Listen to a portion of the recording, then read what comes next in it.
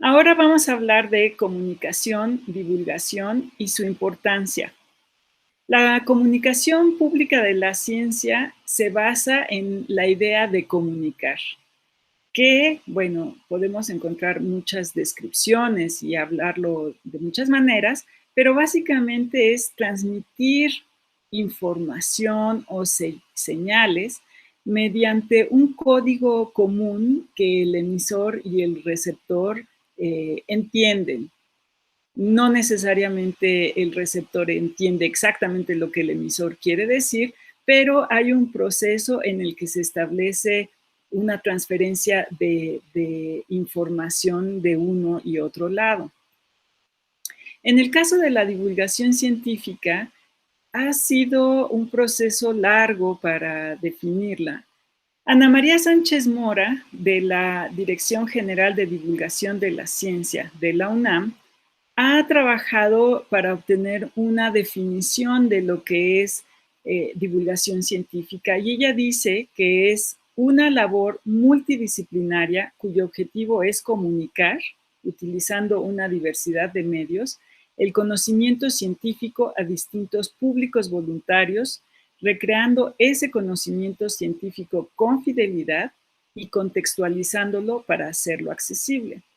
Como ven, ella utiliza varias ideas de las que ya hemos hablado un poquito en el video anterior y, por ejemplo, ella explica, ¿no?, que se necesita recrear y esto es tomando un poco la idea de que no hay una transferencia directa del conocimiento, no hay una traducción literal del conocimiento científico para llevarlo al público, sino que se utilizan herramientas creativas para explicar o de alguna manera llevarle al público el conocimiento. Eso es a lo que nos referimos con recrear.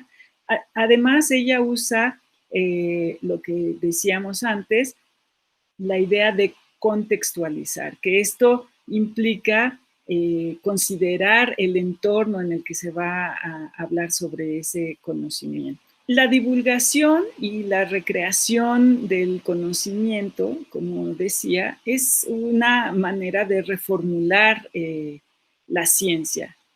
Y esta nueva versión es la que se le lleva al público. Es una versión que va a ser accesible y que tiene diferentes características. Una de ellas es que es fiel en el sentido en que lleva la información científica correctamente, ¿no?, sin errores. Por ejemplo, es muy frecuente en biología que se habla de una especie determinada y estamos siempre muy preocupados de hablar de esa especie, ¿no?, de estar seguros de que lo que estamos diciendo de esa especie vaya acorde con la información, por ejemplo, de historia natural que se quiere decir. En el caso de la accesibilidad, nos referimos a que el conocimiento esté explicado claramente. Si estamos hablando de un texto escrito, de un material escrito, la información tiene que estar con una redacción clara.